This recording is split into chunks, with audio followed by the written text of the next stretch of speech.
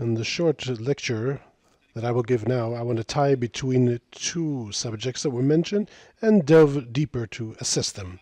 One is nuclear proliferation, and the second, normalization. Theoretically, these two topics are unrelated, but they are. In the 2030 vision of Saudi Arabia, there is a small part, wasn't pushed, the nuclear development, civilian, of course. The need to break away from the dependence on fossil fuels of oil is a central part of the vision and actions, positive some of them, of Mohammed bin Salman. How do we reduce the dependence on oil? Part of the solutions, nuclear energy. So the kingdom started marching on the nuclear path a long time ago, way before 2016, and in different tracks that I will mention. It gives this nuclear path various justifications, energy-wise and financial-wise. But truly, nuclear-wise, it has to do with inferiority and a serious concern from Iran beyond prestige in the Arab arena. Saudi officials say that it's only peaceful, but remember bin Salman himself that declared back when he was persona grata in the United States that if Iran will have a bomb, then Saudi Arabia will have one, and immediately. Mohammed bin Salman's brother Abdul Aziz, from a different mother, said that the kingdom has an interest. He didn't say it once, he repeats it several years. The kingdom has an interest to operate a independent nuclear cycle. They want to enrich uranium. This isn't new, despite the headlines from the recent weekend. These declarations and others intensify the fear that the Saudi interests are not only for electricity and water desalination and others.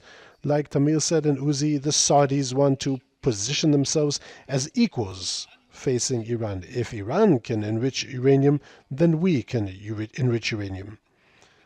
I talked that the nuclear program, and there is a nuclear program, it has 4 pillars. The first is power plants. They want to produce electricity and desalinate water. They looked east, look east, and see not only Iran, they see Abu Dhabi, UAE, that is a whole decade ahead of them, and built 4 plants. The Koreans built for them. 3 out of the 4 are already connected to the electricity grid and producing electricity. Saudi Arabia doesn't like this too much. The Saudis plan to build two plants. They already chose 2 locations in the Arab Gulf. I wanted to say the Persian, but no, the Arab Gulf. I assess that this time Seoul, not North Korea, South Korea, of course, will build these plants because of the experience they accumulated with building the Emirates plants. The Saudis are negotiating off and on with 3 American administrations, the Obama administration, the Trump administration, and the Biden administration, in order to reach an agreement, 1, 2, 3 agreement, for nuclear energy cooperation.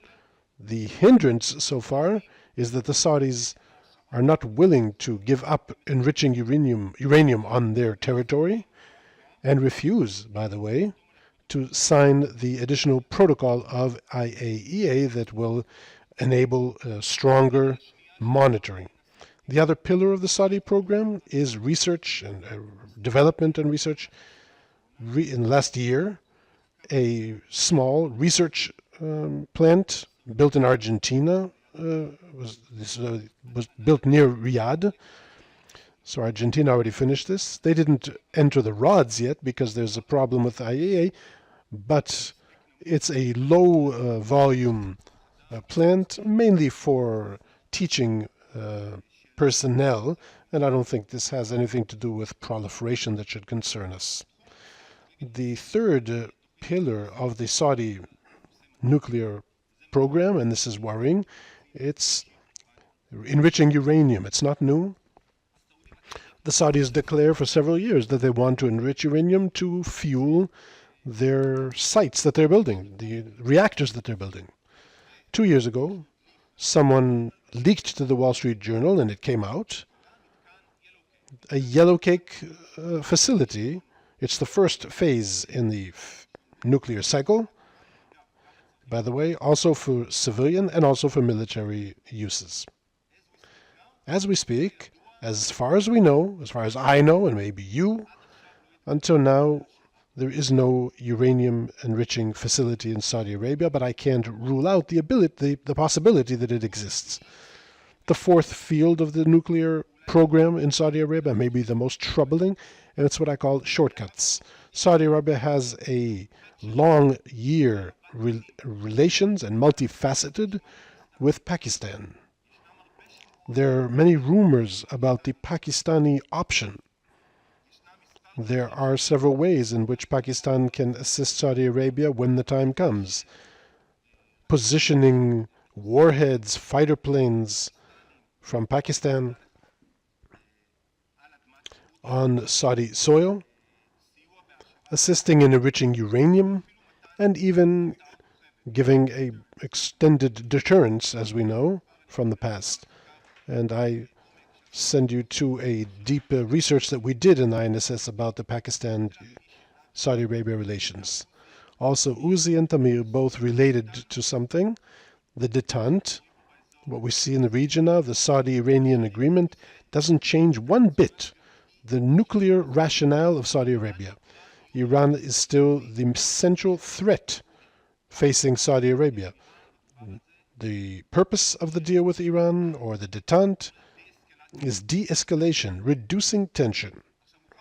Mohammed bin Salman wants a nuclear program. He wants to glorify and strengthen his position. And as I said, he deals with the Americans for a collaboration program in nuclear issues.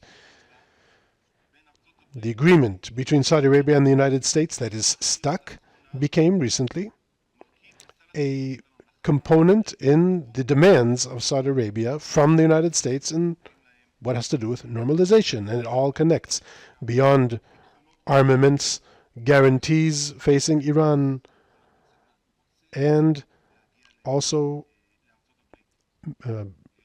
solving the issue of Mohammed bin Salman's position in the United States. He wants to be accepted. Beyond all this, they want nuclear cooperation.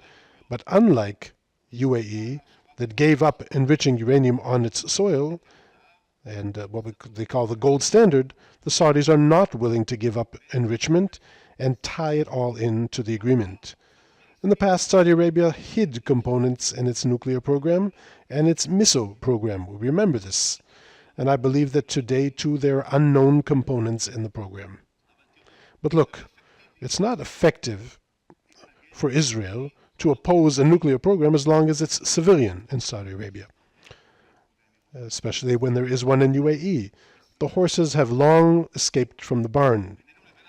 Between us and the Saudis, there is a quiet and long multi-year relations.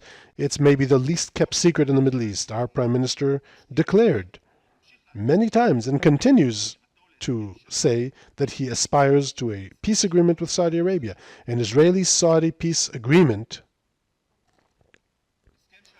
such a peace agreement is a valuable target.